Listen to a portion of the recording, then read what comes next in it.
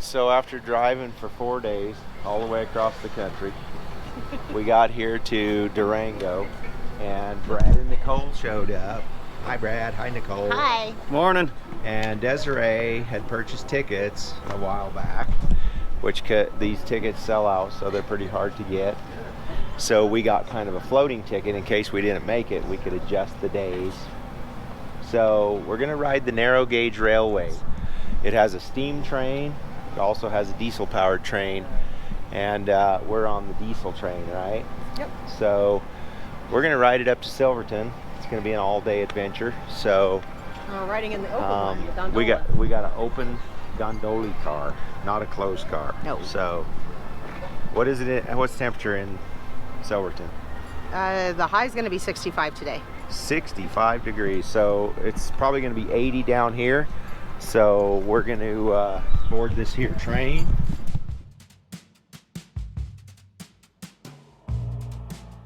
This is the train station over here. This morning, those are designed for members of the train crew such as myself to do our job and keep the train rolling.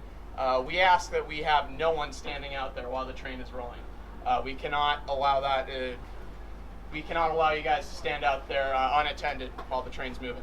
So on that note, you guys are here in the open ergon, so we're going to have a lot of people coming through to access the concession car. I ask that you guys please try your best to keep the aisleway clear, and the corners of this car might need to be occupied by crew members such as myself. So also try your best to keep the corners of the car clear. Also, we ask that you guys aren't sticking arms, limbs, children, in-laws outside the car today. We have clearances that come up to as close as 6 inches from the train along our route, so you know, rock faces and such. Please be mindful of that. We do not want to see anyone losing an arm on our train today. Other than that, there is no smoking allowed on board of any kind, including vapes, e-cigarettes. All children must be attended by an adult, and all seats are assigned. Once again, my name's Joe. If you have any questions, feel free to come and find me.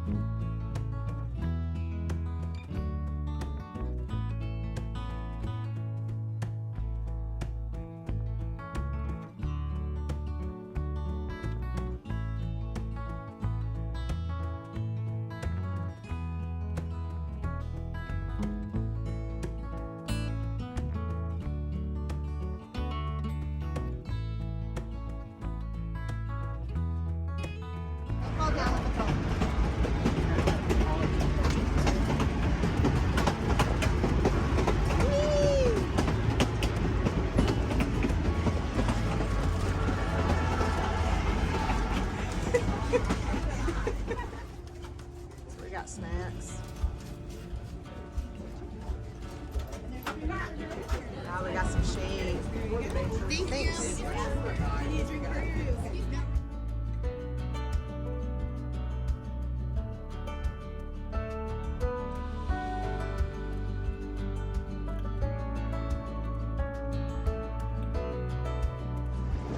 gotta get a big old handful, crush it up, and put it in your mouth.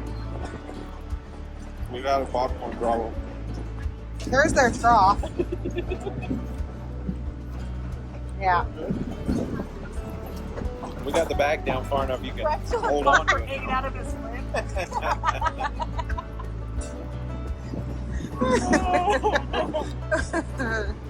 See, we're just drinking beer. Just drinking beers. Cheers.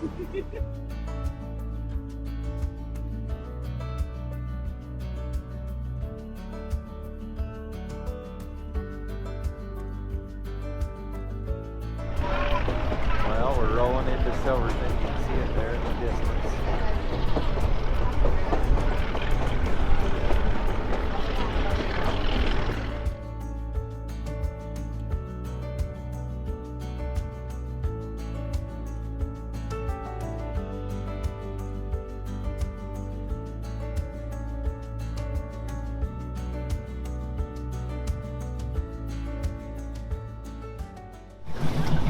Well, what'd you think, Brad?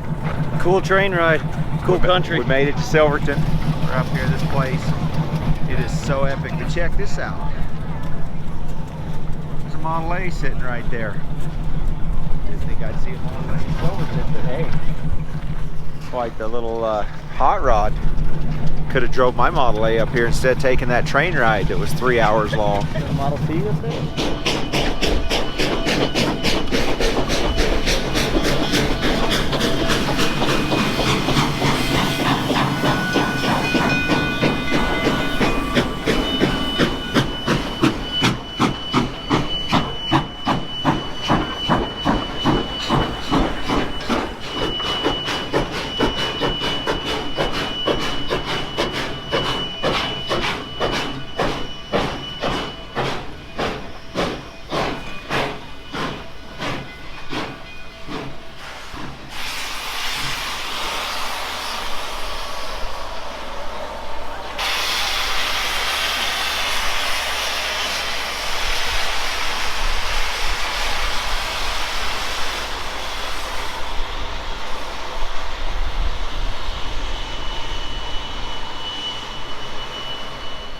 Well, you don't get to see that every day. A full loaded steam train rolling in, twin engine. Up and down the side of the track we saw lots of coal, lots of stuff scattered along the way. They burn tons of coal every time they roll up through here. They gotta stop for water 3 times. Pretty cool.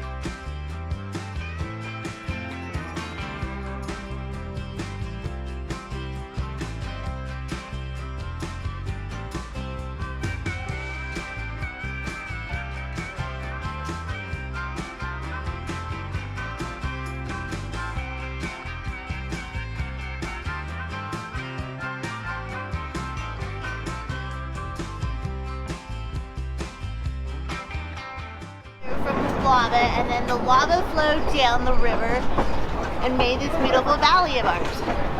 Do you like my story?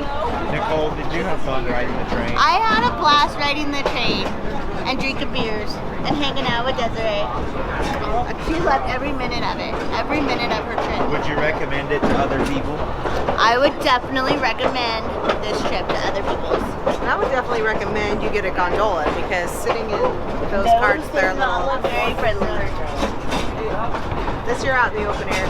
Good. And tip your bartender. All right, so we're winding back down into Durango after our train ride and getting ready to make the trek towards Havasu.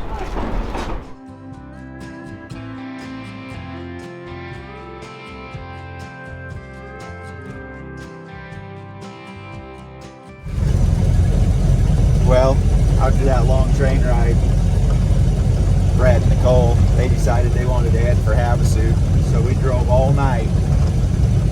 They're following us in their truck, and we're on Route 66 now. We went through Seligman at dark. We're going to be rolling up on Hackberry here in a minute. We'll check our tires. I think I got a low tire, but little car's doing good still. So far so good. Averaging about 17 miles to the gallon, and a good idea to cross all that desert at night because it's hot. So we'll probably put the air conditioner on there for sure to get us into Havasu.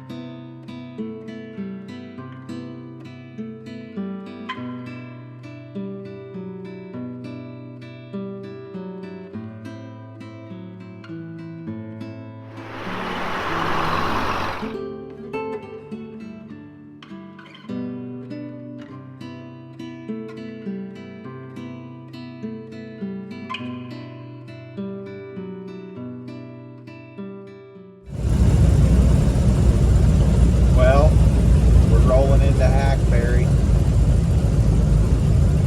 The old car has made it to all the way to Route 66. We're gonna get our tires checked and put our air conditioner on and get ready to roll into 107-degree weather. Well, so we've made it to Hackberry. Now we're checking out the car. Nicole and Brad are here. Good morning. Morning. Morning. So, is it a little colder here than on the train ride yesterday? Yes, yes, yes, very much so. So, look at the tires on this thing. Like, they are bald. And like, they're all bald. Like, it slicked them all. The rears have a little more tread. But, yeah, I've got a little bit of a low tire here. But check this place out. Look at all these old cars. Pretty cool. Off Route 66. This tire's pretty low too, so I think I'm gonna pump it up. But we got to take a look at this map and see where we're at. Where's our state? What state are we in? Oh, that's north, south, east, west. Upside down. St. Louis. There's St. Louis. So, Right here. Jesus. So we left Ohio, Indiana. So Ohio is probably about right here. This is where we started. And we took all these little highways. This map's from 1952, so there's no interstates on it. And we took all these little highways and back roads all the way over to here. Valentine. All right, there. Yeah, we just went through Valentine and we are in Hackberry. So you see Valentine on the map there. We're in Hackberry, just around the corner, and all we have to do is go to Kingman and That's down the here vehicle. to Havasu Lake. They didn't even have a road into Lake Havasu in 1952. So I've been carrying this 1932 watch. It's a little tough to get open at times. It gives me fits, but it's almost 6 o'clock in the morning in Arizona, and we're going to be home in time for breakfast. I say we go to Rusty's and get something to eat. So I got to put air in a tire and then we'll be on our way. So this is a 50s swamp cooler. I've had this thing forever, but you put water in it, and when you pull this rope, it wets that little wheel inside. And the way it works, it goes on here like so. So this little brace goes on right here.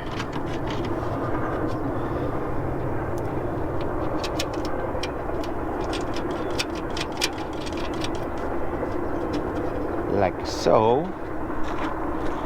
And then as you're driving down the road, the air comes in here. This is on the door.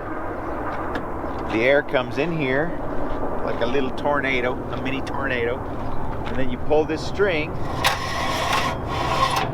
and it wets the media to make the swamp cooler work. And that right there is a desert cool window air conditioning from, I don't know, 1930s, 40s, 50s. You let me know in the comments when you think these were made, when they were popular. Let me know if anybody's ever experienced one of these. We never have. Today it's going to be 107 in Havasu, so as we head into Havasu, we're going to try to use it. So we're going to get air in our tire and get on the road.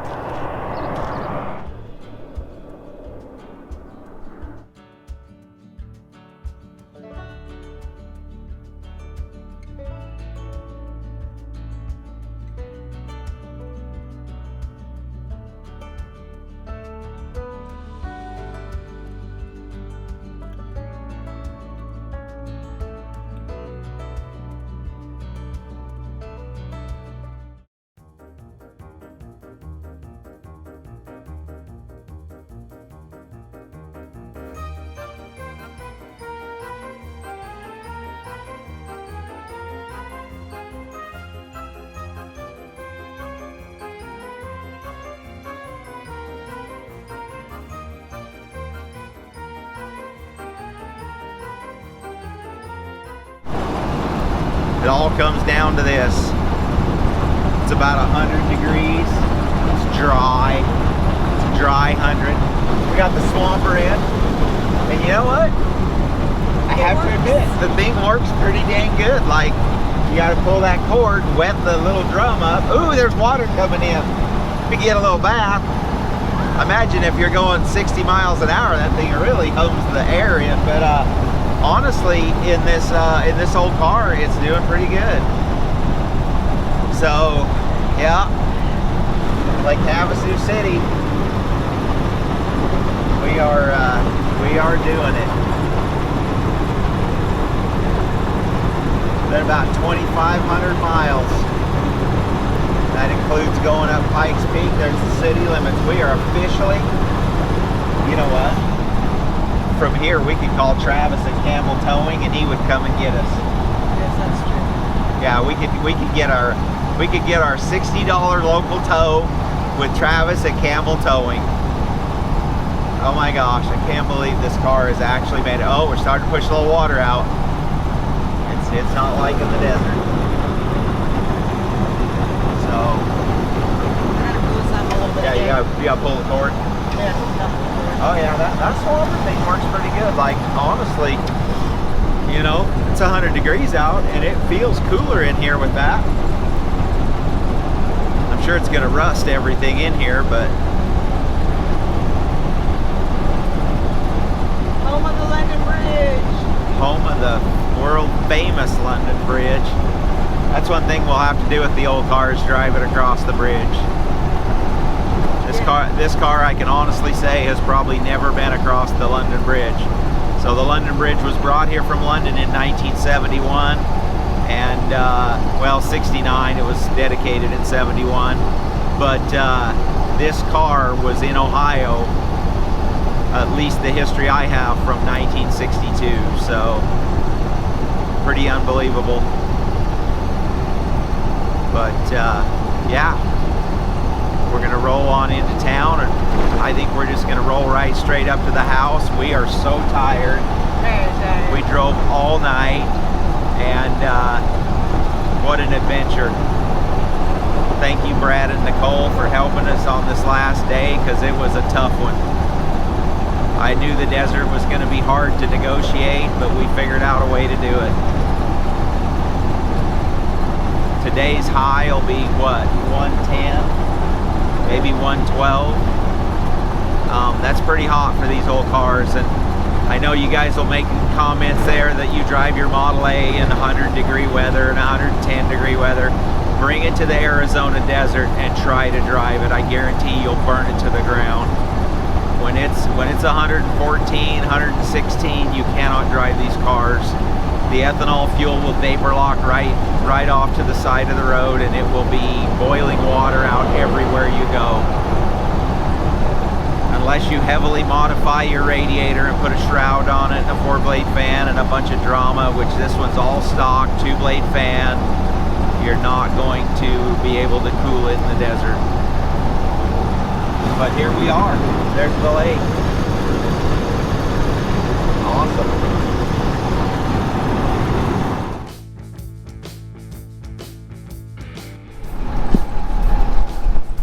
Well, we're on the final stretch. Only got to go 2 more blocks.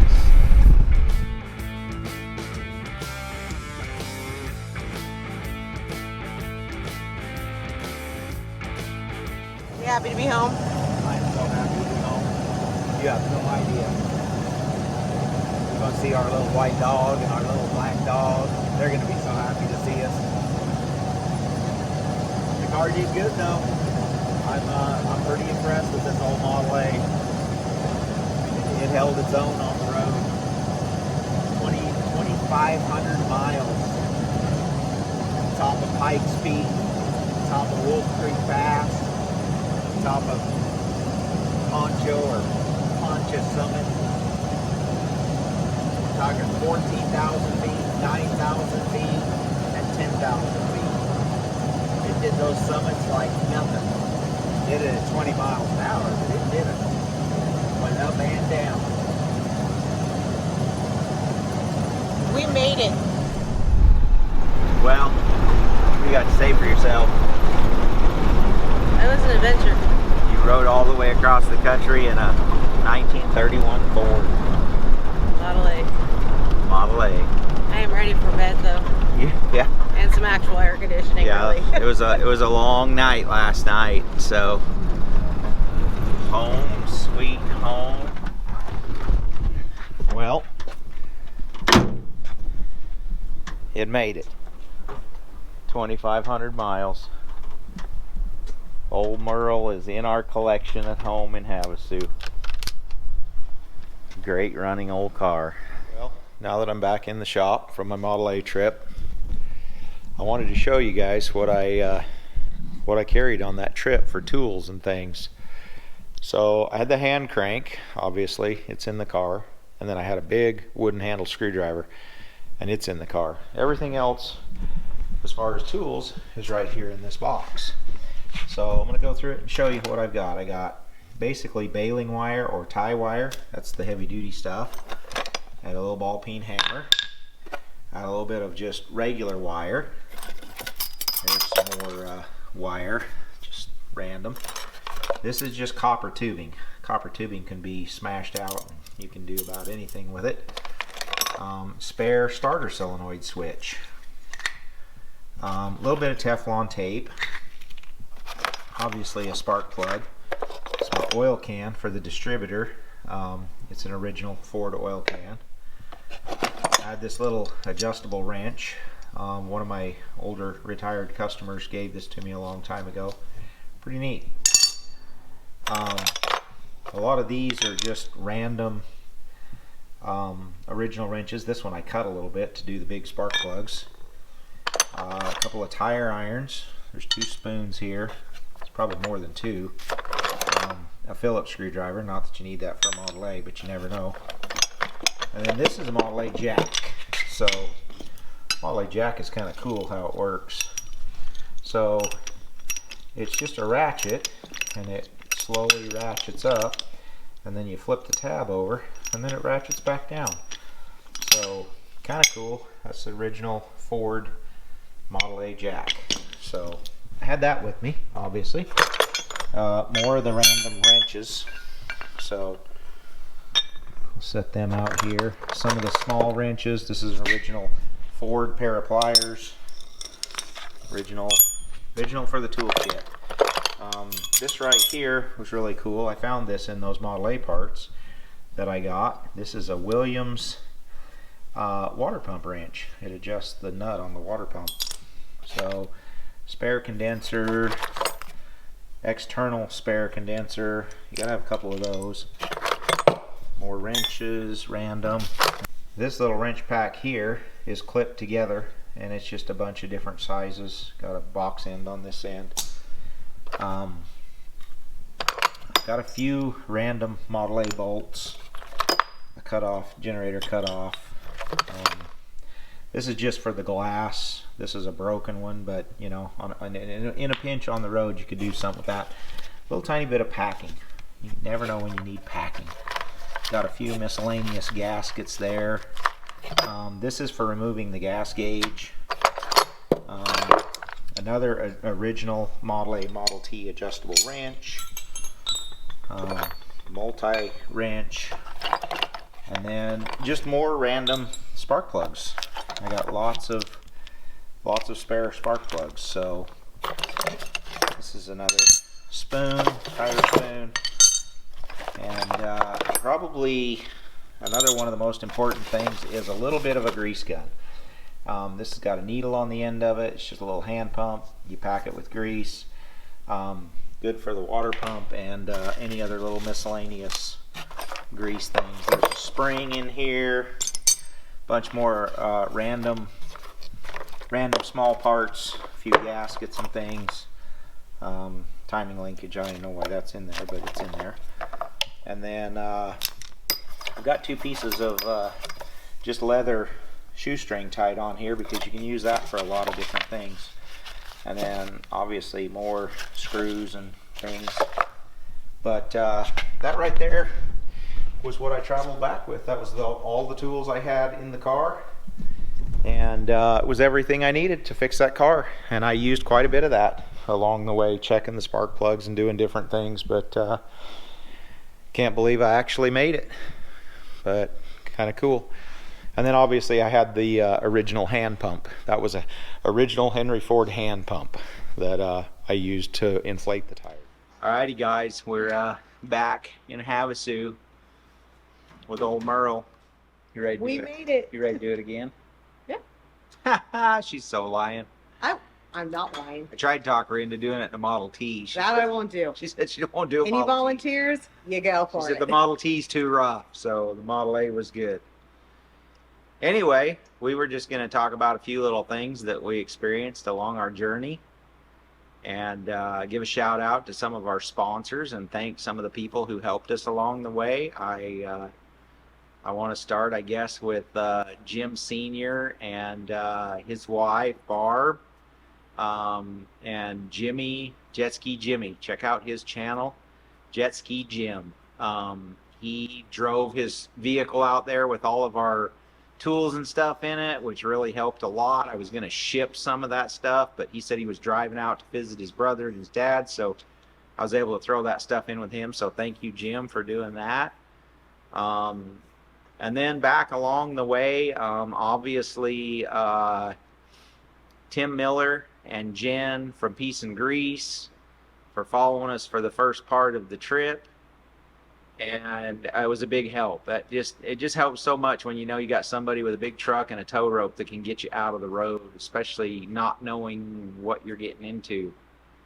And then it was pretty fun to go down and visit Corey and Hannah Wheat. And basically his friend from high school hooked us up with that Airbnb. Thank you, Jason Newland. That was freaking awesome.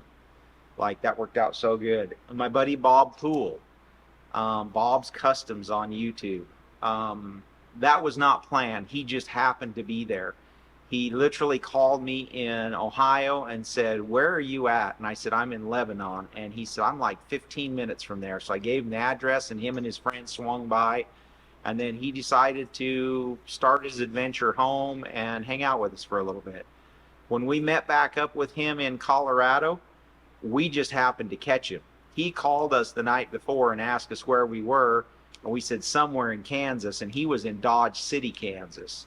So I told him about Pikes Peak, and he headed off to meet us over there. Actually, there's two more people. So Paul Shin, Model A Club of America, and Kevin, aka Hillbilly.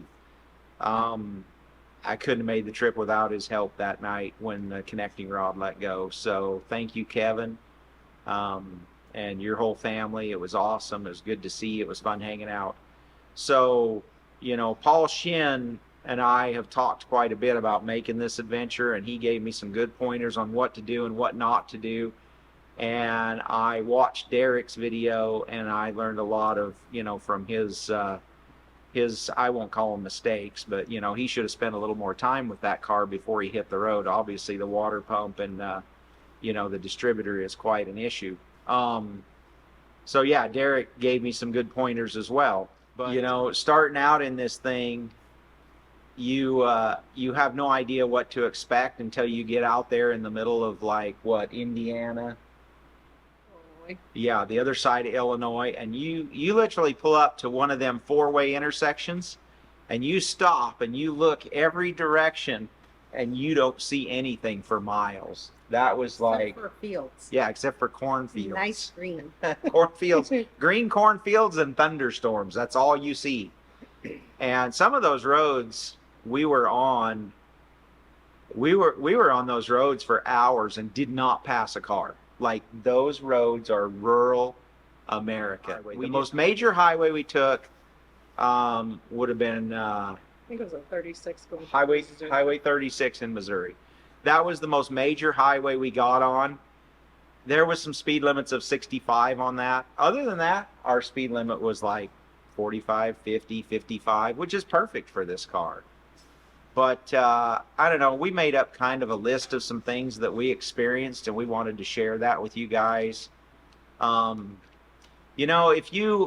If you have one of these cars in your family and you end up inheriting the thing, do not sell the car. I don't really want to put Tim down for selling it. I get why he sold it. I'm hoping his son will actually buy it back from me, because it's a family heirloom, and it's awesome to pass that stuff on to another generation.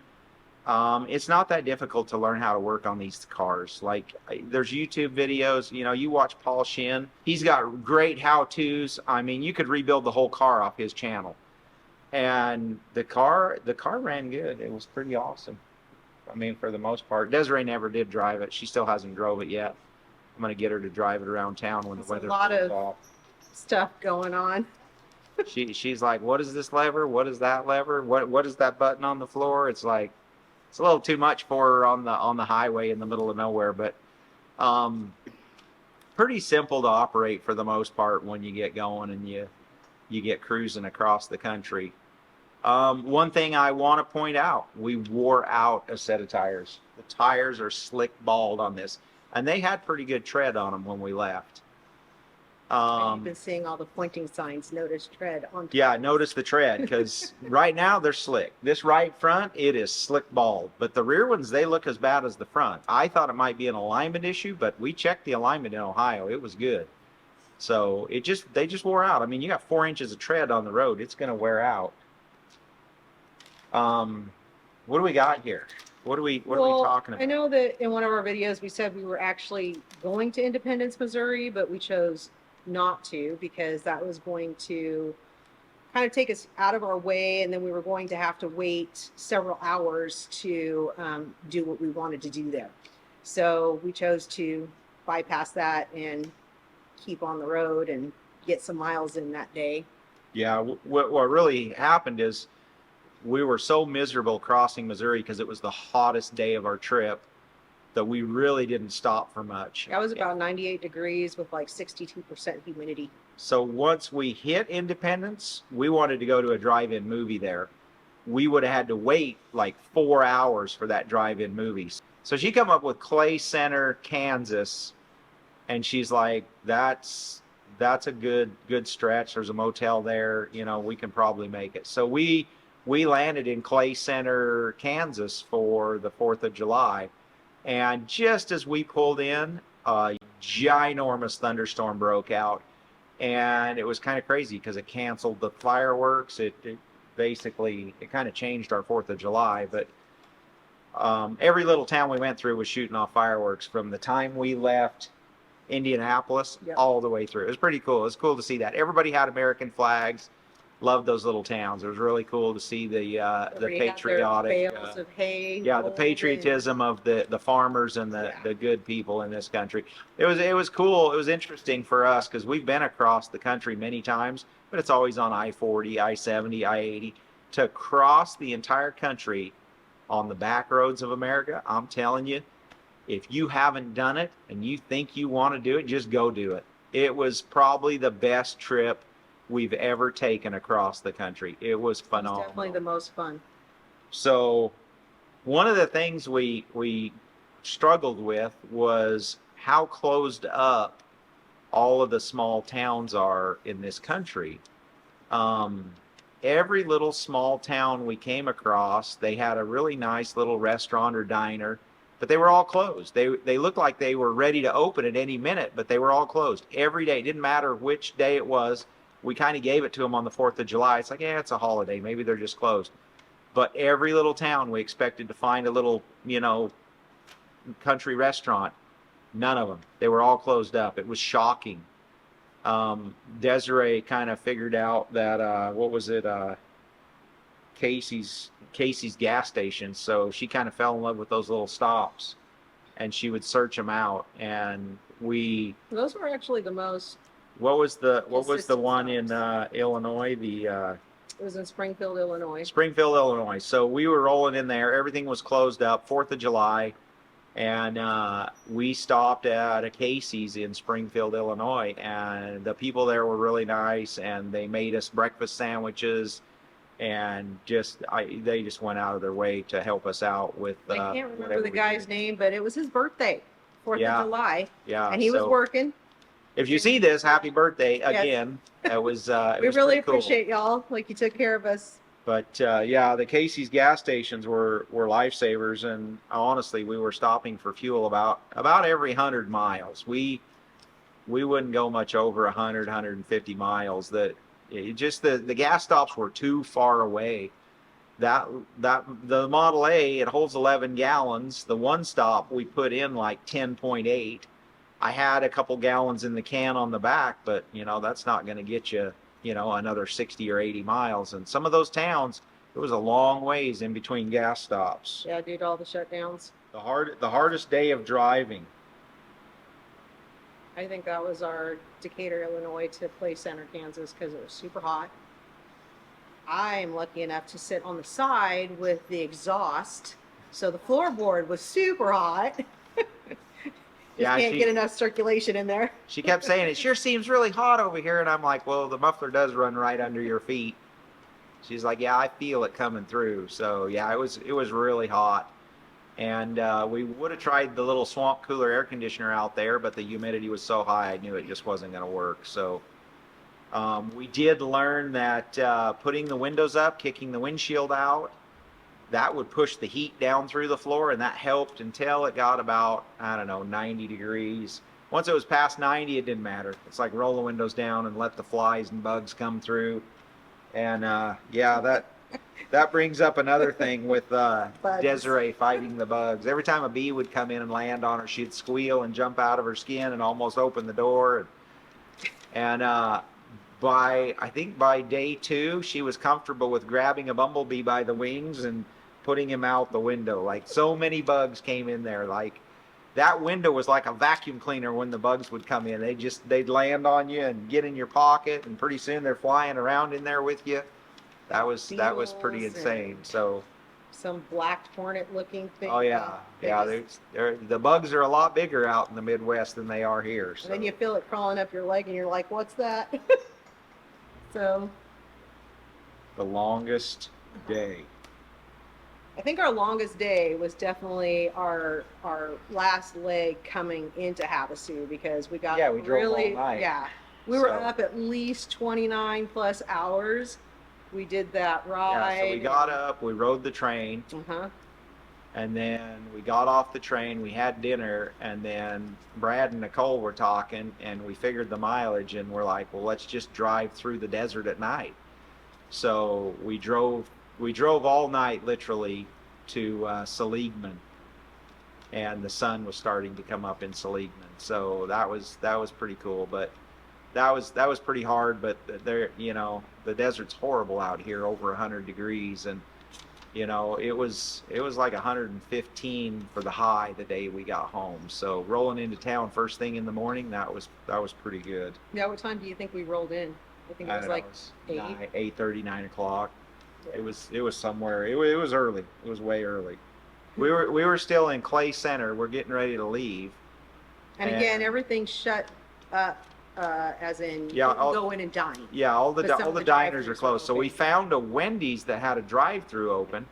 We decided to get a Wendy's sandwich before we hit the road because we knew we were going to leave Clay Center and there wasn't much clear to almost Colorado. So we're sitting in the drive-through, and some tweaker, meth addict, freaking loser kid comes flying around the corner and rear ends the Model A, pushes us almost up into the order here sign, and he just kind of looks at us like, "Oh, I'm good," and turns and swerves out and across the curb, and he's gone. So that was kind of exciting. So yeah, whoever you were, you drunk freaking kid. Luckily, it didn't really hurt the car. It kind of messed up the box on the back and rubbed my gas can good and hard. He left paint. He left green paint all over. But we're green already, so. But little bit yeah, of a different that green. was pretty exciting. So you know, there really wasn't that much challenging about this for me. I mean, I've dreamed of doing a trip like this, and you know, these old cars are so easy to work on for me. Like putting that connecting rod in Decatur, that was not a big deal. Most people would probably big deal that and whatever, but I knew it was going to be an easy fix. And I know a lot of you have made comments about wrapping a leather belt around it. Honestly, I was not against doing that. If it would last 300 miles, we'll wrap a leather belt around it every 300 miles and just keep on going. A lot of people said pig rinds. I mean, I've heard all the stories over the years. I had copper tubing. I talked to Paul Shin. Paul Shin says you can smash that copper tubing down, wrap it around there. It'll work just like a bearing for quite a while. So luckily we were able to put the right connecting rod in it and fix it properly. But other than that little connecting rod, we worked on it. Don't get me wrong. We adjusted the points at least 100 times. And some of that was kind of my laziness. I wanted to see if I could make it with the original distributor. It was wore out. The distributor was sloppy. Every few hundred miles, probably about 200-300 miles, I'd have to stop and adjust the points. It made it hard to start. It kept throwing a fit. But, you know, really, in the time it would have taken me to change the distributor and retime the car, it was more fun to stop and adjust the points because Desiree was ready for a break anyway. Anytime I stopped, she's like, "Oh, good, let me out of this car." And I think the longest jaunt that we went without filling was about, I think it was like 120 miles, because nothing was open, and that's where we filled up with the 10.8. Yeah, the 10.8 gallons, and Merlin got 2 ice creams at that stop. yeah, it was hot. I don't even remember what town that was, but I don't It- either, it but it was- was definitely hot. yeah, that was a 2 ice cream stop. That was in Missouri, right? Yeah, we were still in We Missouri. were still in Missouri. Yeah, we were in Missouri. So, but yeah, really pretty country along there, that whole route. And, you know, I just did what Derek said, turn off, Derek from Vice Grip Garage, turn off tolls and highways and just let her eat, and don't get in a hurry. And So when you see me like this in the car, I was doing directions all the time, making sure that we were taking yeah, one so way or not. she had directions in her phone, and then she would like select and give us the towns, and then she would see what's in the towns. So she would find a Casey's gas station or somewhere to eat, and someplace to get, you know, a good place to get fuel. The Casey's she really liked because it was a good place to eat and a good place to get fuel, and they all had clean restrooms. My hat's off to the Casey's. They are phenomenal stores. I don't know who owns that chain, but it's phenomenal. And we it's did really stay up nice. higher. I would choose a little bit up, just so that we were in cooler weather for as much as possible. And I would say on an average, we were probably getting maybe 4 or 5 hours of sleep per night. Some of those nights were pretty rough. The one after we changed the rod, yeah, I think we literally got 4 hours of sleep, and then that was our really long day, getting to Kansas. But Yeah. it was, the car ran the best early in the morning when it was nice and cool, so we really wanted to do those early mornings, to make our trip a little bit easier on us, and we could really go 50 steadily. There was a couple of times we had the car going 55, and I mean, it cruised out 55 for a long time. That was about as fast as you really wanted to run it. You get the timing just right, get the carb just right, It was really happy at 55. I felt like I was pushing it a little hard at 55, so I backed it down. I just didn't want to splatter another rod. Before we changed the rod, I don't think we had any speeds over 50. It No. never went over 50 miles an hour. It was 45 to 48. I think we limped into hillbillies doing like 15 miles per hour. Yeah, the final stretch into Decatur was 15 to 20 miles an hour. It was the car was hammering. That rod was completely beat out. But, you know, granted, the rod was hurt when we left, so it wasn't anything we did. I didn't over rev it. I didn't do something wrong. The motor was supposedly rebuilt around 800 miles before I got it. So, but that was clear back in the 90s. It's been through a lot since then. But a couple more people to thank.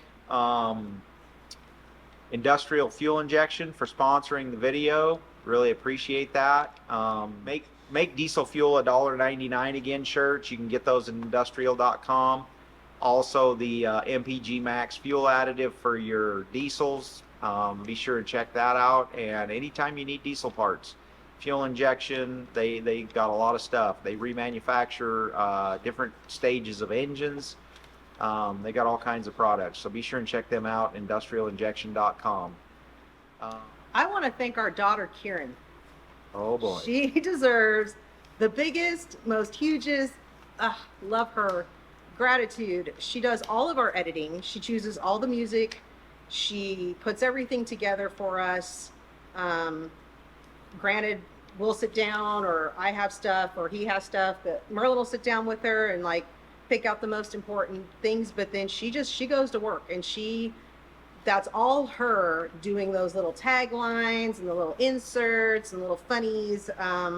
So I just want to give a huge shout out to her, because without her, we would not be where we're at right now. Yeah, she does a With all of you. phenomenal job. And this video series is pretty hard, because when you overshoot like we did this, she laid the timeline out, and I was like, what do you think, 4 episodes? And she laughed at me. She says, yeah, it's going to be 7. Like, you're going to be lucky. It might be 8. So, you know, she stretches it out and makes whatever out of it. And I hate to leave any footage out. I thought about this being like a 4-episode video, but, you know, it's turned into, I think it's going to be 6, maybe 7 total. So, I appreciate all you guys for watching and riding along. It was really fun. We're going to get back to working on this thing. We're going to do some work on it and get it in really good shape. There's a couple little things I want to fix. We'll call them squawks. Like, you know, just it still runs perfect. It just has a couple things it needs worked over. And we got a bunch more stuff coming up that we're going to do. A bunch more old cars. And we'll get back on the mini semi truck and get it rocking and rolling, because we've got to go pick up that Diamond T. I made a deal on that Diamond T, so we got to go back to Colorado Springs and pick that up. And I think the mini semi truck, that's going to be the first trip for that thing to haul anything, is we're going to go get that Diamond T with the mini semi truck. So that'll be pretty cool. It'll be a good test for it. Other than that, you got anything else you want to add? Just want to thank all of you for watching. Yeah, thank you for watching. Appreciate it.